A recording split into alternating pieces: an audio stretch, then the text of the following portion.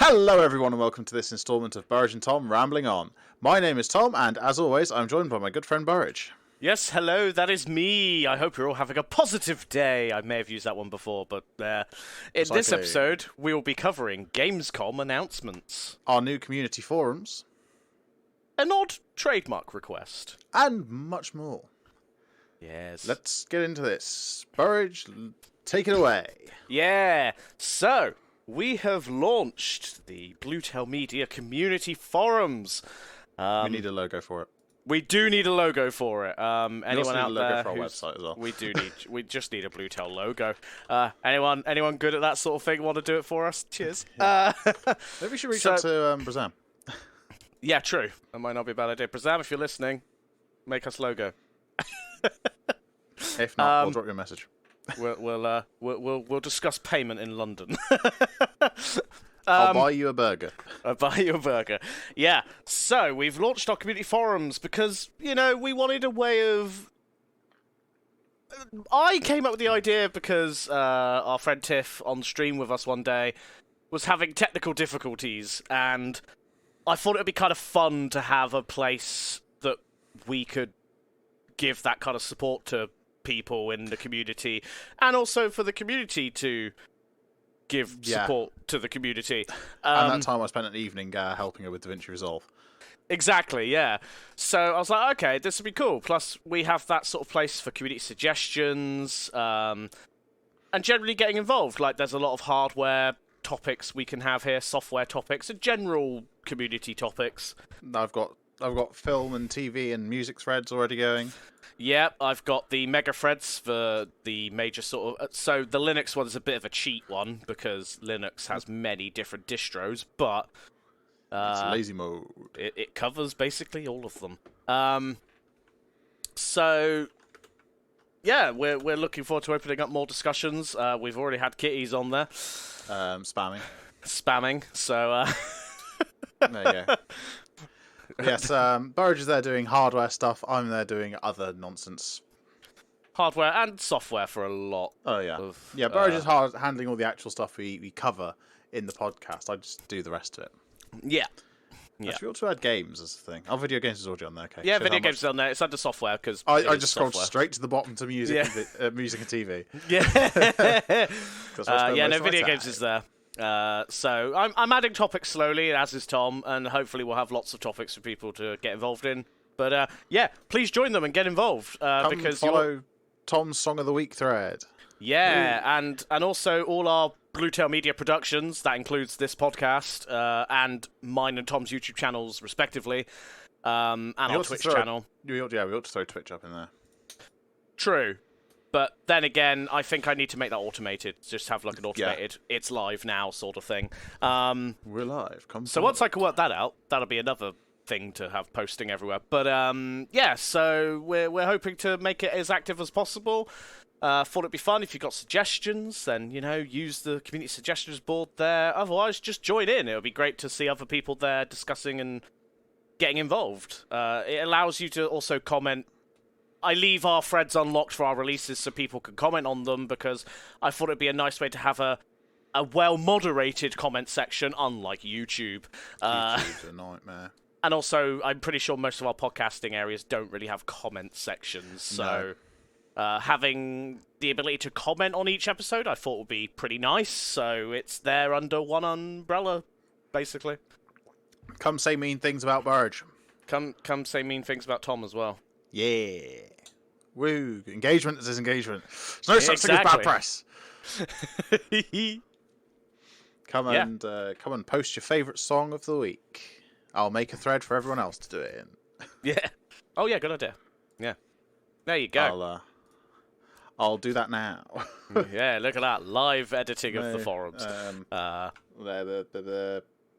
And obviously, of course, as it grows, if it grows beyond the ability for me and Tom to moderate it alone, then we'll of course want community help moderating certain sections. So yeah, that's the community forums. We hope to see you there. It is community.bluetail.media. I will probably also create a community.burridgeandtom.com Just for simplicity. redirect so that that's also available. Yes. So there you go. That's the community forums. Keep talking. I've not finished typing. Okay. Stuff and things. Tom is typing a thread on the forums Monday, as we speak live. Song. I think I've basically covered everything for them. There's not much else to really say. Like we've got a community reviews area. So if you want to if you bought a new keyboard or piece of software and you want to give it a little review, you can use that. If you've seen a really good deal on Amazon or something, you can post it in the latest deals area. Throwing that in there. There was an offer running where you could get a G502 Hero special edition for like 20 quid. Oh. Yeah. But yeah, all those sorts of things. Post your battle stations. Show off your setups, your rigs, or even do build logs. Yeah. Tell me what's wrong with it and I'll try and fix it for you. By cable tying, probably. By cable. Hey, look, it works. It does work. You're not wrong, in fairness. Right, okay, there you go. There's now a regular Songs of the Week thing. You can come see what my Song of the Week is, which last week was Emily by Lower Than Atlantis, mainly because of Stardew. Ah, yes. If you want to know why, streams. There'll be a mega cut of the entire month's worth of streaming out sometime in September. We're 3 streams away from finishing this month. Yeah. It's a lot of videos already. We've been working really hard on the streams. 13 VODs downloaded at the moment. Oh, that's almost half the month of August then. Well, we're going to be up to 16 by the end of the month, so. So effectively, we've streamed for half of August. Half a month. That's pretty good. Not bad. That's pretty good. But yeah, view the forum, type some things, talk to us. Don't be too mean, or do be whatever. Yeah. Listen to the songs I put. They're good. Anyway. And blame Tom, I guess. Hashtag blame Tom. Limited edition merch coming at some point. Who knows? All right. Well, Burridge, my question is, the forums, can they run Doom? I'm sure I could find a way. Probably. But guess what? So can John Deere tractors now. This is quite an amusing thing. If you have no information about the right to repair space in agriculture, it's a whole thing. John Deere are the worst company in the world to buy a tractor from if you want any form of self-repairability, because everything is locked behind a computer control module and it costs so much to get anything fixed on them. Gone are the days of where your tractor can break down in the middle of a field and you piece it back together with duct tape, rubber bands, and the sheer power of will, and it'll work still. Nope. Now it costs you like $80,000 to fix your $360,000 tractor. But someone has been playing around with the computer control unit that prevents this. They managed to get Doom to run on it. So a hacker known as Sick Codes jailbroke the control module, the control computer, the thing that makes the tractor hard to repair, and basically got it to run Doom. And they showed it off at DEF CON, the security conference in Las Vegas. To be fair, DEF CON always looks like it'd be something really cool to go and see. Yeah. Don't you agree? If only it wasn't in Vegas. Vegas is very expensive. Yes, just a little. Yeah. Yeah, it's really really cool actually. Hold on, there's a video of it on Twitter. If you go to @sickcodes, there's an example of them playing Doom on the tractor computer. That's quite impressive actually. It was done using dehacked Doom, whatever that means. Burridge, do you know what dehacked Doom is? I actually don't. But I imagine it's something. Yeah. I mean, you just asked me actually, is it playable on the forums? And they've got it to run on Twitter. Yeah, so I'm pretty sure I could get them to. It's an editor originally created for Vanilla Doom that allows the operation of the executable to be changed. Right, okay. Ah, okay, cool. So yeah, it turns out that they've also managed to get it to Doom to run on Twitter, a fridge, and a pregnancy test. I remember the pregnancy test one because it was like one of those fancy clear blue ones, wasn't it? Yep, that's right. Yep. It was the strangest concept I'd ever seen, but I love worked. it though. I love it. It's so silly, but it shows how smart people can really be if they really want to put their mind to something as well. Because I imagine running Doom on a pregnancy test was like... It's the benchmark for, like, does this thing have computing power in the slightest? Is being able to run OG Doom. We're not talking 2016 Doom. Oh my god, could you imagine a clear blue pregnancy test running Doom for 2016? It's just got the end of it jammed in a SATA port for an SSD because it needs that much space because Doom's like 40 gig. Nah. You just plug in a mouse and keyboard into a pregnancy test and have to play on the really tiny screen. It would be the worst. But yep, they managed to get it to run on a tractor now as well as a clear blue pregnancy test. What's next? What are they going to run it on? Oh, you can definitely run on a Tesla. They got enough compute power. What's something with really low compute power that you might not expect? an AMD self-service bulldozer processor. Oh. One of those two, I guess. Or maybe like one of those scanners you scan and go things at Asda or whatever. Oh my god, yes. Playing Doom on that. Have they got it running on like a printer? I do not know. You know, like the office printers that got the screens on there? Yeah. No, when you say running on a printer, wait, hold on. Play Doom on a printer thanks to a serious security flaw 2014. Okay, they did that years ago. Of course they did. They actually did. Yeah, I don't know, really. Oh, that's amazing. I like that. Oh, no. I'll send you the Wired article. Play Doom on an Etch-a-Sketch. Play Doom on that would be really hard. Well, yeah, considering it doesn't actually have any... You could probably rig an Etch-a-Sketch so that a Arduino controls the knobs to draw Doom out as you play it. That would be possible. Be amazing. It would not run at like 60 FPS though. It would run at 0.5 of a frame per second. Yeah. Depending on the speed of your motors and servos, but yeah. You'd need like some really dialed in motors for that, but that would definitely be doable. Just not by me. I'm not not by me either. That'd be a VAT thing, I feel. Yeah, we'll get VAT on that. We'll reach out to the engineering department. Yeah, we'll pitch the idea to him and see. Known as third voice in our streams. Yeah, third voice. Third voice. Our resident Dutchman. Meeting our diversity quotas. Who is one, better at English than the English folks of the channel, and two, definitely. way smarter. way smarter than us. We both didn't uni completely, so. And also, I can say all these nice things without reaching my quota of having to be nice to him because he won't listen to this podcast anyway. I don't expect. We're safe. This doesn't count towards the quota of not bullying VAT. Exactly. Anyway, I tell you what, you could run Doom on a Raspberry Pi if you could get your hands on one at the moment. They having shortages? They've had shortages for ages. I know that like an 8 gig Raspberry Pi with the full kit was selling for like £200 at one point on eBay when they're like £100 to buy. New, like the full 8 gig Raspberry Pi 4.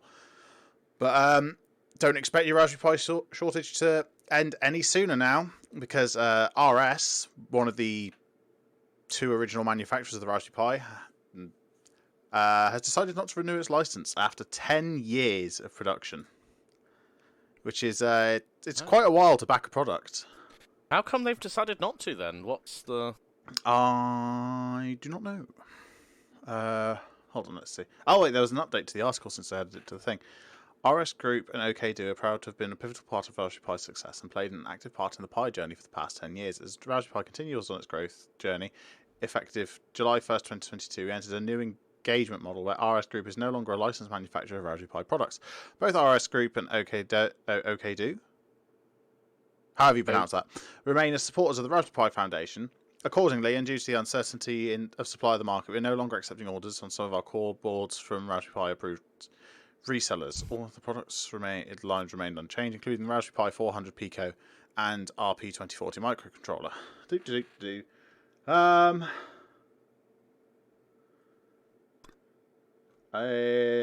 It doesn't really say.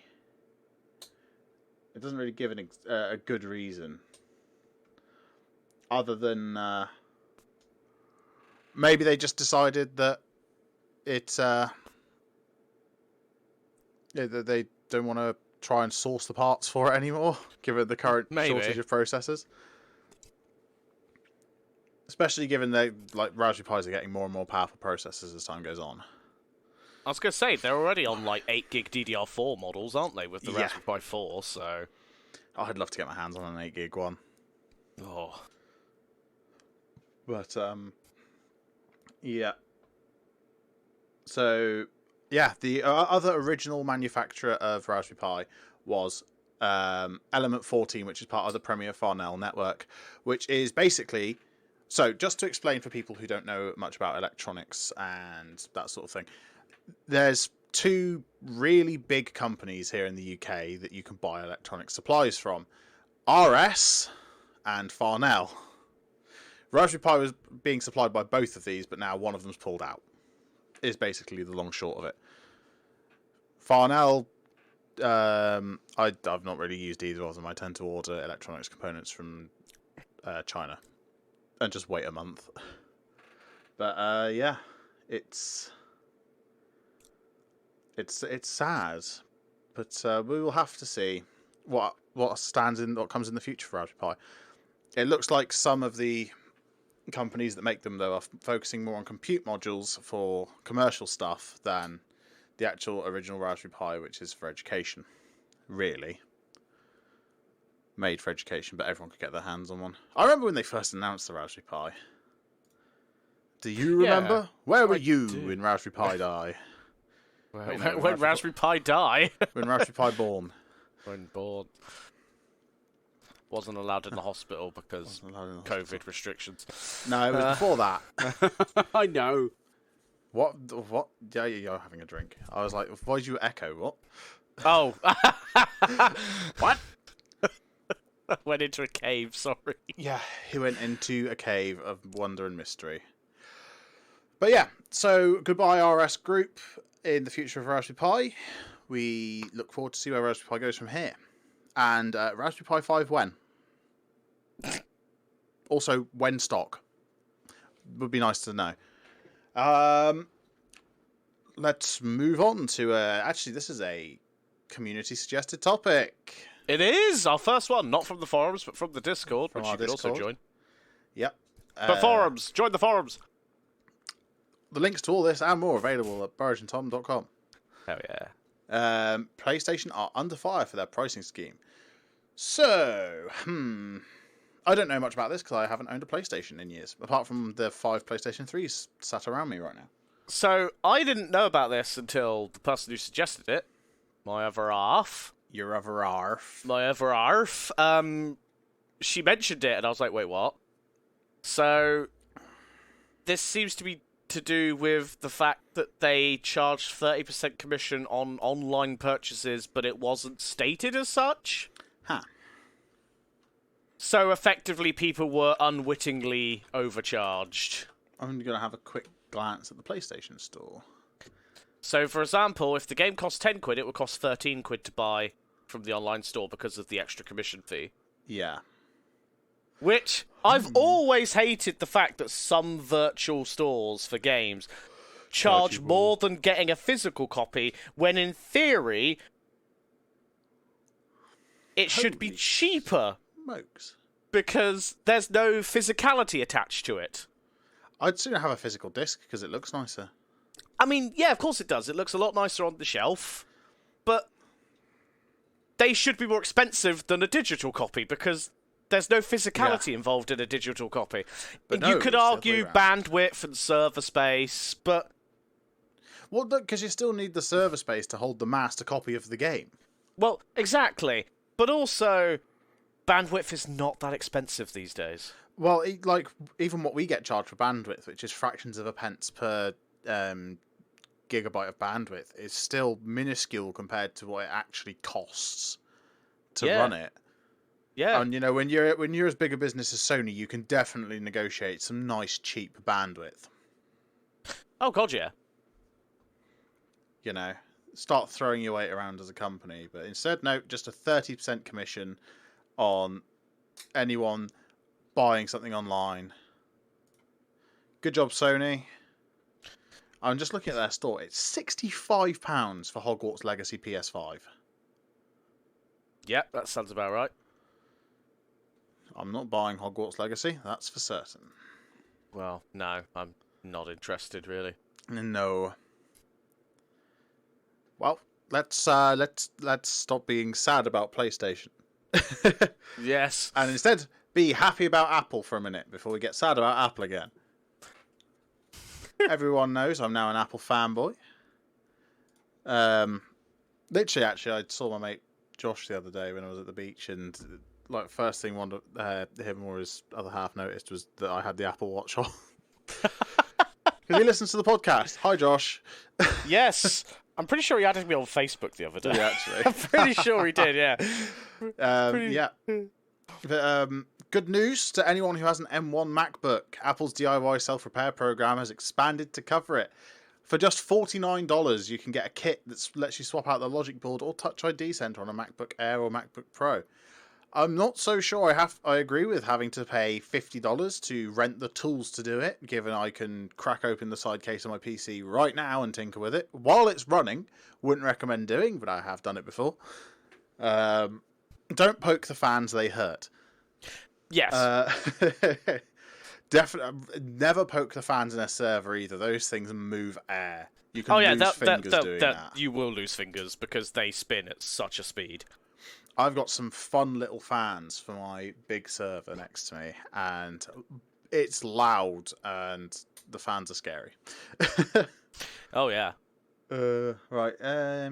But yeah, now on Apple's self-service repair store, you can order the parts. Actually, I'm just going to crack that open a minute. I'm going to need my phone because I need to VPN over to America. Bear with me a moment.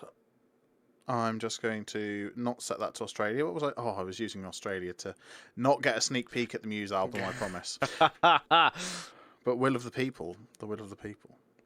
That's already... It's out in the UK now. Have you actually listened to it yet, Burridge? No, I've not listened. Have I've you not had time. Oh. Not had time, man. Find some time, man. I would. But we're live later, so...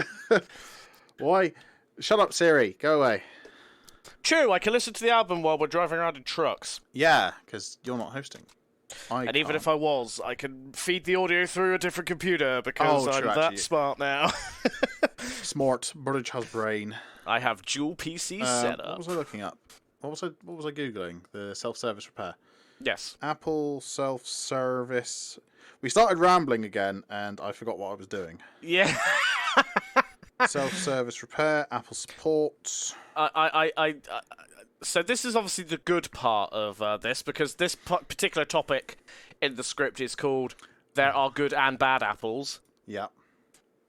403 forbidden. Well, thanks, Apple. I really like the bad part of it. Where you've put Apple planning on adding ads to Apple Maps, affecting all 7 users. Yeah. Who uses Apple Maps? Saying that, I know quite a lot of services rely on Apple Maps underneath it, like Flight Radar 24 on the iPhone does. I very quickly just put Apple Maps in the bin. And then immediately put Google I need to enter a serial number. Oh, no, product model. Never mind. I'm literate, I promise. MacBook Air M1. Oh, okay. I still need to put in a serial number. Well, sod. I can't see how much one is because Apple are mean and lock everything behind a serial number. But either way, I expect it is far from cheap to get a logic board with an M1 chip on it. Although I kind of want one now. And never mind. Anyway, that's the good thing Apple's done, other than locking things behind serial numbers. As Burridge has just said, Apple are planning on putting ads into Apple Maps. Ew. Do you know where you won't find ads, Tom? On our podcast. On our, well, technically untrue, because Acast, I think, does add ads. No, the Acast. community forums. Oh, the community forums. Until I start getting paid to shill, no ads. Yeah, once we start getting paid to shill, there will be a board called Shilling. When I get, other boards such as guineas and farthings will also be available. Yeah. You know, I can just see it now. Ads in Apple Maps.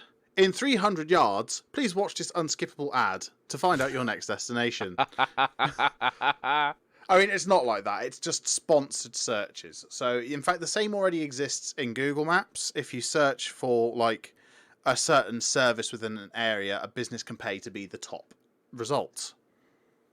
I've not really seen too much of it, though. But I expect they are a bit sneaky about it in the way it's structured. Okay, interesting. Lidl's technically closer to me, but the supermarket across the road shows up as an option above it. Although, amusingly, it does say that supermarket's closed today, but I know for a fact it's open.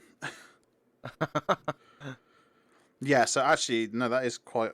Yeah, so all of the big supermarkets in my town, when you search for supermarkets, show above any small independent supermarkets. Which is probably thanks to the power of advertising. But yeah, Apple are planning on doing something similar, basically, which has upset quite a few people. To be fair, Apple did advertise a while ago that there was no ads in their platform. And now look at what they've done. If this is going to affect you, please do comment on the forums so we can all laugh at Apple together. I do just feel like how do I even go with this? Like, I just feel like we're going back in time when it comes to adding ads everywhere, even though, like, for years, ad blocking has been mainstream because people don't want your ads. Yeah, it's a nice way to make a bit of extra money, though, isn't it? It is if everyone wasn't using ad block. Well, yeah. There's even plugins now where you can point out where a sponsor point is on a YouTube video and it automatically skips it. Yeah. Linus Tech Tips in shambles. Funnily, actually, most of the WAN show gets cut down to, like, the 2-hour-long show gets cut down into, like, 20 or 30 minutes because most of it's removed for self-promotion. Yeah. It's quite amusing. I was reading a thread about it the other day and I was like, yeah, okay, that makes sense. But, yes. Speaking of capitalising on things, I don't know how that relates in any way, but I'm just pulling segues out my arse now. Yeah. Who remembers the Big Chungus memes? Oh, God. Burridge, do you remember the Big Chungus memes? I do. Yeah. Well, Warner Brothers is trademarking the Big Chungus now. They can... What? So, Warner Brothers' game Multiversus, which is Smash with Warner Brothers characters. Yes, I know they've of this. Trademarked Big Chungus. So that it can be a character in the game. I mean, that's funny, but I also can see them being like... aha, now we own this. Fuck you and your memes. Yeah, I know. It's gonna be interesting. I'm just having a read of this article. Apparently, there's 20 million players for Multiversus. I've never even heard of the game. So I know of it. Big Chungus thing. But I've not actually played it in any way. Right. Okay. But I know, like you say, a lot of people have been. So it must be good for something, but I really just don't trust Warner Bros. No, Warner, technically they're a separate company, but they originated in the same place. Warner Chappell are the absolute worst music company to go up against in a copyright claim. They even tried to copyright the song "Happy Birthday." So, well, yeah, I hate Warner Chappell. As like, I just don't like them. I don't know it. I need to find out what artists assigned to them actually. What? So you can not listen to them? Yeah, really. You might be horribly shocked because it'll probably be some bands you It'll like. probably be a lot of them. Yeah. Yeah. Publishers, "Happy Birthday to You." Hold on, Warner Brothers formed in '87. Warner Brothers Music chairman left. Stuff happened. Who they thing? Who they think? Who they singists? Browse our songs. Reject non-essential cookies. Go away. Get out of here. Playlists. Oh no, David Bowie. Yeah. No. Okay, I'm looking through a lot of this, and it's like, okay, cool, whatever. But then it's like David Bowie. No. I am sad. I'm gonna have to look through this. This is a long. Ava Max. No. I knew it. I knew you were going to be disappointed. Yeah, I'm disappointed. To be fair, though, it is like one of the powerhouses in the music industry. It's just a shame. And let's be honest, the music industry sucks. So. It is a mess. The Daryl Hall and John Oates. What I want you got. No, I'm not going to sing. No karaoke today. They'll immediately copyright you. Yeah. Now that I've said that and Warner Chappell in the same thing, we're done for. We're gone. Goodbye, everyone. It was nice knowing you, George Michael. But Green Day, no. You're supposed to do better than this. Hayley Williams, no. Oh, wait, who? No. Who else? Hayley Williams. No. Paramore? Yeah. No. No, this is so sad. Alexa, don't play Despacito. It's probably owned by them. Katy Perry, no. Led Zepp, Lizzo, no. Madonna, no. Madonna, not Madonna. They can't have got Katy Perry and Madonna. Well, they did. I didn't see Lady Gaga though, so that's okay. And there's no Muse either, but I think they're sort of published under something else now anyway. It's interesting that the Ramones, damn, Radiohead. What? This website makes me sad. Muse are published under Helium 3, Warner, Taste, and Dangerous. Okay, so they are published partly under Warner. Or maybe that's just one of the ones they've had in the past, maybe? I don't know. I don't know how they... The Cranberries, the Smiths, the Strokes, the Vamps, the Zootons. Wait, the Zootons? Huh. Interesting. 21 Pilots. Damn. So many big names, all under one company. Yeah.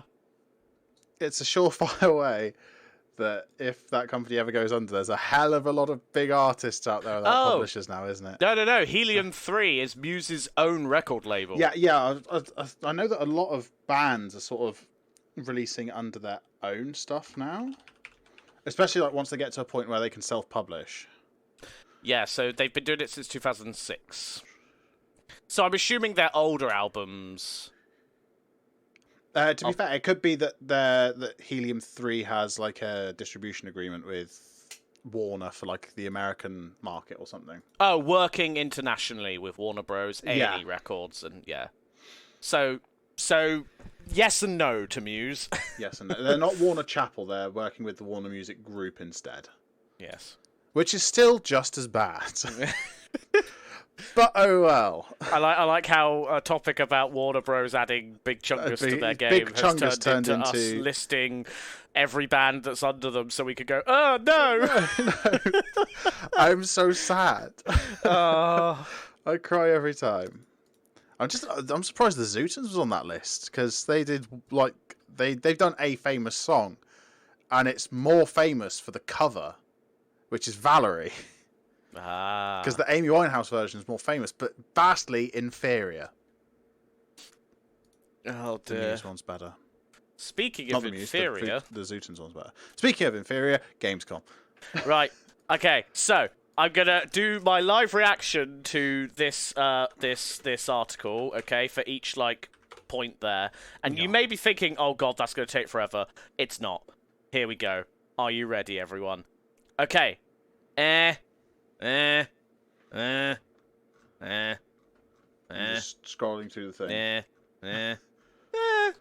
Yeah. Nah.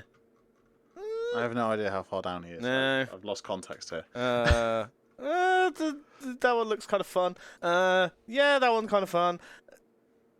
Nah. No. An open world survival MMO? No, not another one. What do you mean? There's not enough of those. No. Theme park sim? Yeah. Oh, you don't.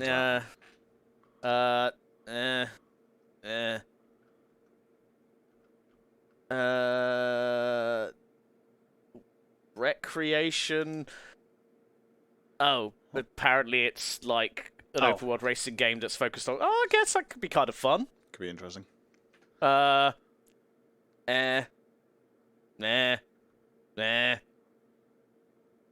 Looks a bit anime. Might be alright, I guess. Looks a bit anime.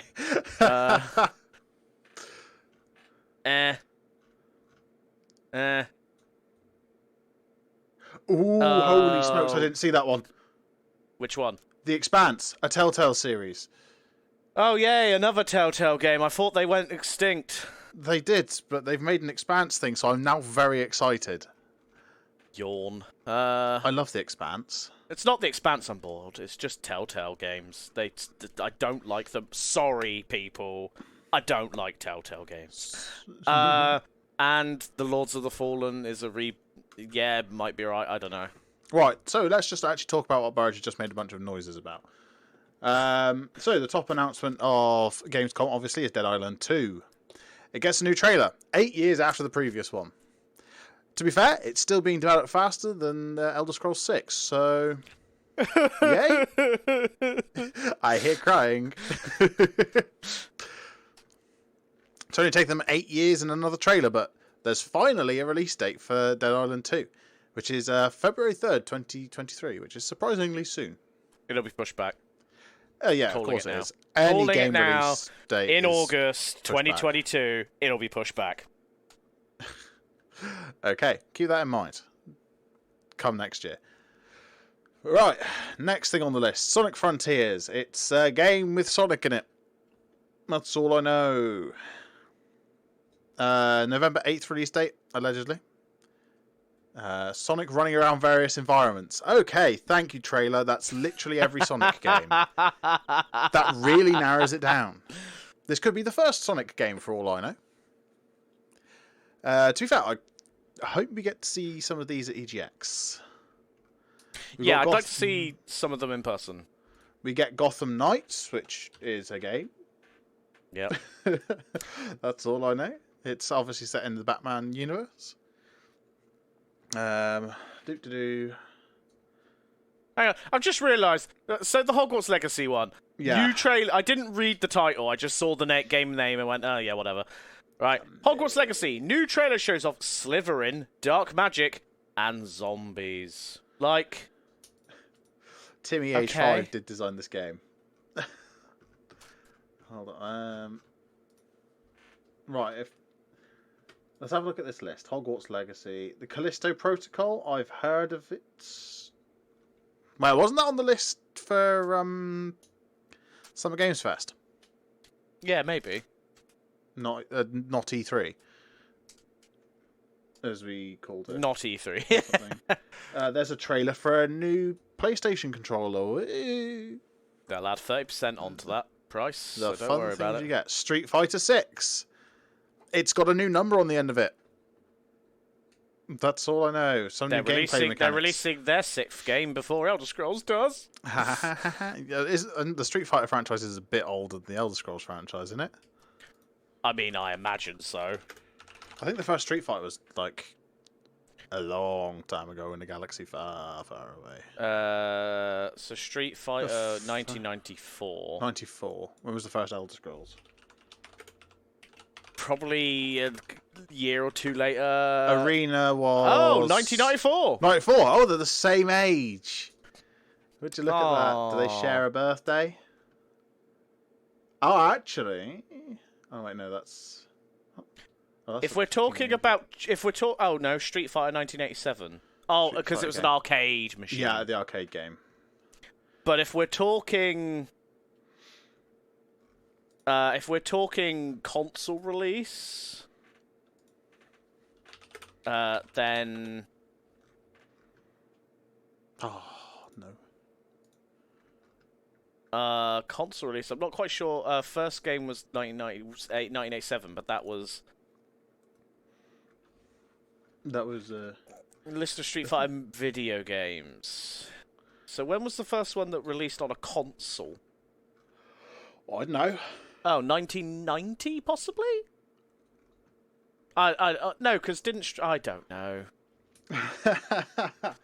We don't know. We'll find out. We'll there's also a lot more than 6 Street Fighter games. Yes. I just have to say. Yeah, there's a lot going on. Oh yeah, just scrolling through the list. OG Street Fighter. Yeah, it's initial release time. Wait, hold on. We're rambling on too much. I'm looking. God damn it! I am researching. I do not know. We'll find out at some point. We'll let you know. Anyway, where were we?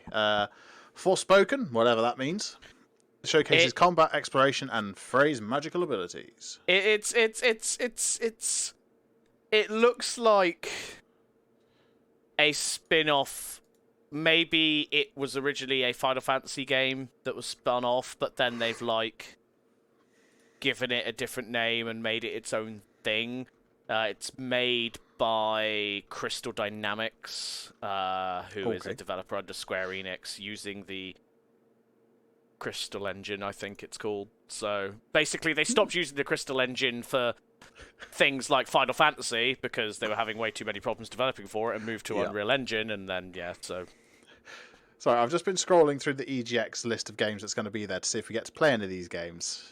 No, not by the looks of things at EGX, but I have found a game that we need to play. Oh no, it's there on the Thursday, not on the Friday. Damn it! I hope it's there on the Friday. This game is called Schrodinger's Cat Girl. I kind of need this game now because that sounds amazing. Oh boy, gotta love indies. Yeah, to be fair, like the indie place was where we found the coolest games last time. Oh, there's Age of Empires, Apex Legends, Borderlands 2, Borderlands 3, CS:GO. Yeah. There's some games I actually recognise now. Wow. Well, there we go. Well, that's on Thursday though. We need the Friday list. I mean, either way. Wait, hold on. Gamescom. On there? Either way, Gamescom very much underwhelming. Yeah. There was like a Ghost of Tsushima copy type game. Yeah, there was some stuff. Subnautica Devs announced Moonbreaker, a Warhammer-like strategy game, including model painting. Does sound kind of interesting. Yeah, that was what I sort of went, okay. Yeah. New Tales from the Borderlands is whatever. Yeah, don't care. High on Life has got a new trailer, which is the Rick and Morty style shooting game. There's a bunch of nonsense. A Plague Tale. I've said it 3 times now. A Plague Tale. That was one of the games that was covered at what do you call it? The other one. Dune Awakening is a new. Yeah, that's the open world survival MMO. Damn it, June! Why'd you have to join the club? Park Beyond Hands On. That does look pretty cool, actually. It looks like Planet Coaster on crack. Yeah, basically. And yeah, that's about it. That's about it of real interest. That was for when you play as Sand Thanos. What? Some of these titles don't even make sense. Recreation is like a that's a fun like name as well. I think like it's a fun take on the word recreation. Yeah, it's spelled WRE Yeah. CK. Just for clarification, Vikings on a Trampoline's taken 20 years to make, and it probably won't be worth the effort. The Expanse, a Telltale series. If it wasn't a Telltale series, I'd be happy. But I'll give it a play when it comes out. I'm a massive fan of The Expanse. Yeah, that's about it. Interesting. There's more games coming. Well, hey. Well, what more do we need to know? And I'm just going to have a bit more of a scroll through EGX and see if there's anything else to get interested in other than Catgirls.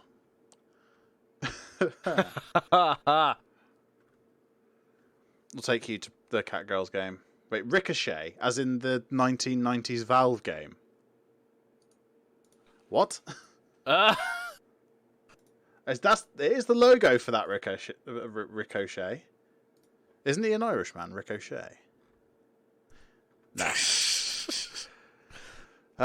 Startup Panic, which is a game about panicking about a startup company. Oh, there's a lot of games. So we'll panicking about us. Yeah. No, we're not a tech startup. We're fine. Okay.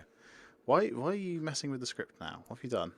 Because it annoys me that there's just one empty blank page. I see you shifting things around. There we go. But yes, anyway, thank you all so much for listening. That is us done for this episode of Burridge and Tom Rambling On. If you like what you've heard and you want to hear more, you can subscribe to Burridge and Tom over on YouTube or follow our podcast on your favourite podcast source. If you really like what you've heard, then you can support us over on Patreon.